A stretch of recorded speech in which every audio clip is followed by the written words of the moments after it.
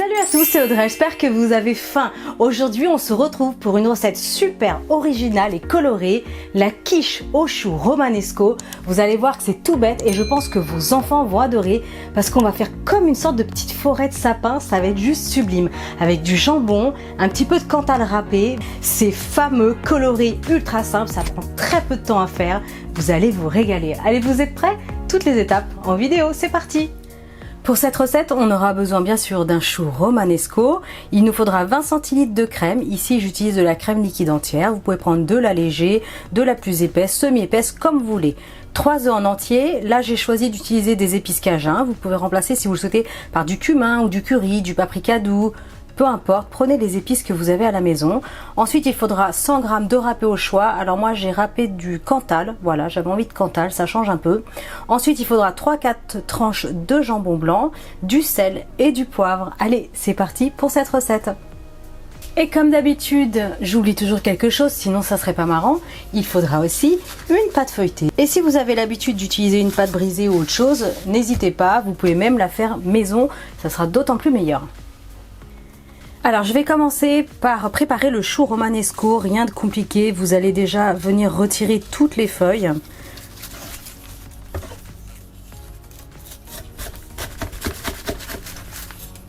Impeccable, voilà, déjà on y voit un petit peu plus clair.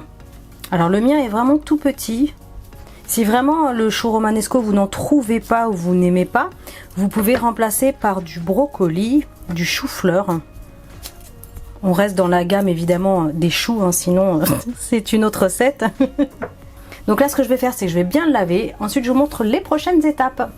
Donc là je l'ai lavé. Ce que je vais faire c'est que je vais détacher les petites fleurettes comme ça. Pour les garder vraiment le plus possible entiers. On va faire une petite forêt d'arbres dans notre quiche, ça va être sublime. Visuellement vous allez voir que c'est très joli. Vous servez ça à table avec une belle salade. Vos invités vont adorer, vos amis, votre famille, cousins, cousines, vos enfants vont dire « Wow, comment t'as fait maman ?» ou « Comment t'as fait papa ?» Évidemment. Donc on les détache délicatement pour les garder le plus possible entières. Ce que je vais faire c'est que je vais les cuire à la vapeur. Je vais les passer 6 minutes, ouais, sous pression, ça devrait le faire 6 minutes. Au pire, je prolongerai, je vous dirai. Et si vous n'avez pas de cocotte minute, comme ça, c'est pas grave. Vous faites chauffer un grand volume d'eau. Et hop, c'est parti. Il faut quand même que ce soit un petit peu tendre, que ça garde du croquant, mais que ce soit quand même un petit peu tendre. Est-ce que vous aussi, vous êtes team chou-fleur, brocoli, chou romanesco, tout ce qui est chou? Dites-le moi en commentaire. C'est tellement bon.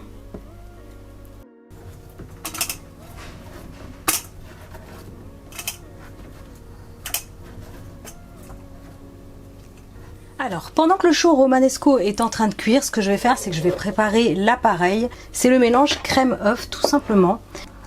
Dans un grand récipient, je vais casser les œufs. J'ajoute la crème,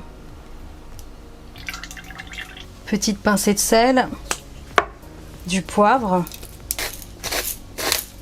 Alors moi j'ajoute des épices cajun, ça va lui donner du peps, ça va être super bon. Comme je vous disais, n'hésitez pas à remplacer avec ce que vous avez à la maison. On va mélanger. Ok, donc ça c'est prêt.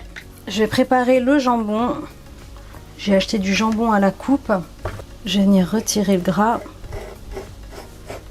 Et là, je vais simplement venir faire des lanières. On découpe vraiment comme vous avez l'habitude de faire à la maison. Impeccable.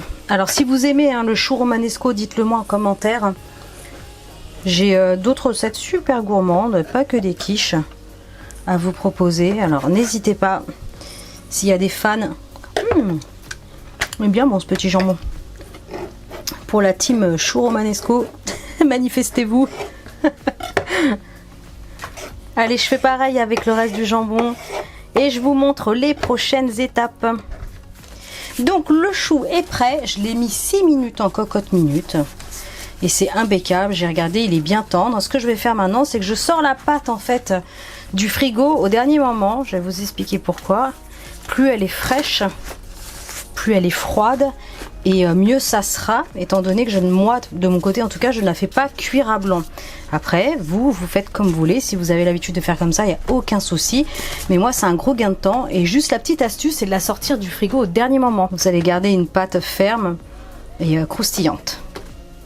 On est bon. Ce que je vais faire, je vais placer mon jambon dans le fond. Ok, donc ça c'est bon. On répartit bien. On verse notre petit appareil.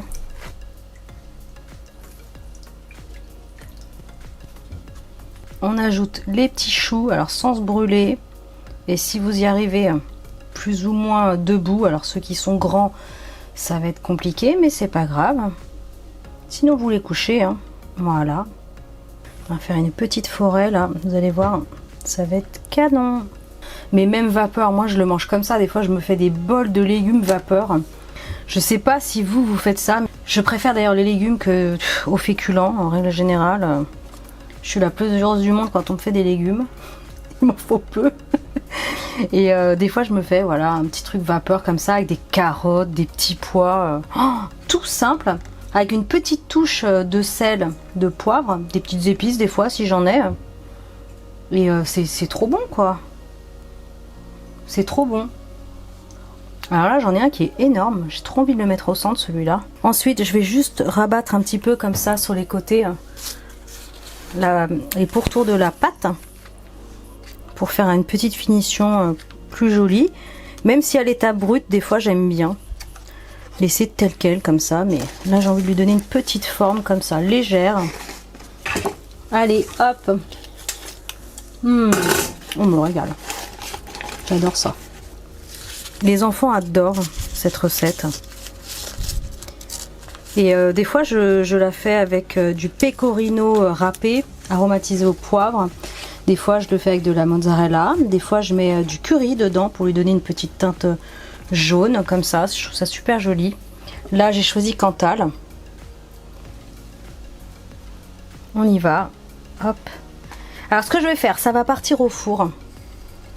À mi-hauteur, 180 degrés, une bonne vingtaine de minutes. Il faut surveiller parce que comme vos petits choux sont en hauteur, il ne faudrait pas qu'ils noircissent.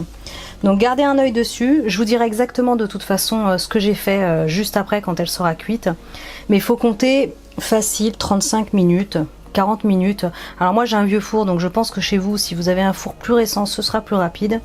Mais à surveiller. Et si vous voyez que les petits choux commencent à colorer un peu trop rapidement, tout simplement, vous mettez un petit papier de cuisson dessus et vous prolongez le temps de cuisson, tout simplement.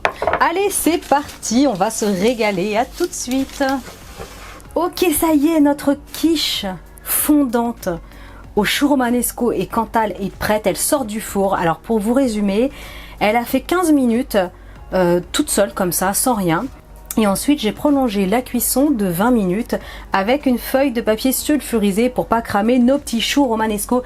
Et là c'est impeccable, ça sent super bon. Donc je résume, à mi-hauteur, 180 degrés dans un four déjà préchauffé. Et le temps total était de 35 minutes. Pour rappel, j'ai un four classique. Bon, ben moi je vais la laisser refroidir parce que je suis team quiche tiède, voire même froide. Après c'est vraiment comme vous voulez pour le déguster. Allez, je laisse un petit peu refroidir et je vous montre tout ça. Allez, c'est parti. Elle a refroidi, pas encore assez, mais pour les besoins de la vidéo, je ne peux pas attendre plus. C'est parti, on va se faire une jolie part. Oh là là, c'est gourmand, c'est savoureux et coloré. Vous avez vu, 5 minutes de préparation. Allez hop, après ça part au four. Et vous pouvez faire un repas de rêve avec pas beaucoup d'ingrédients en fin de compte. Hein. À servir avec une salade verte bien croquante, des tomates cerises. Un vrai régal, regardez. Nos petits choux qui se tiennent debout, ils sont trop mignons. Alors c'est très très chaud.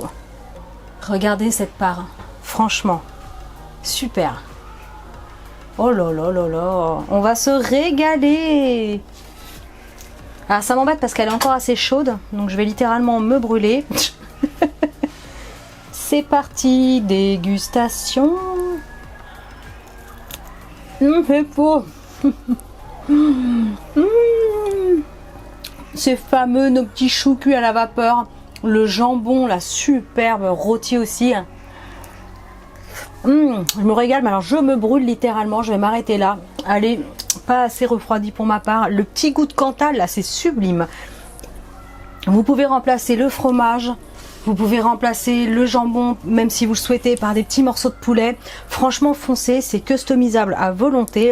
Je compte sur vos likes, sur vos partages. Abonnez-vous à ma chaîne si ce n'est pas encore fait. Et moi, je vous dis à très bientôt pour des recettes super méga gourmandes. Ciao!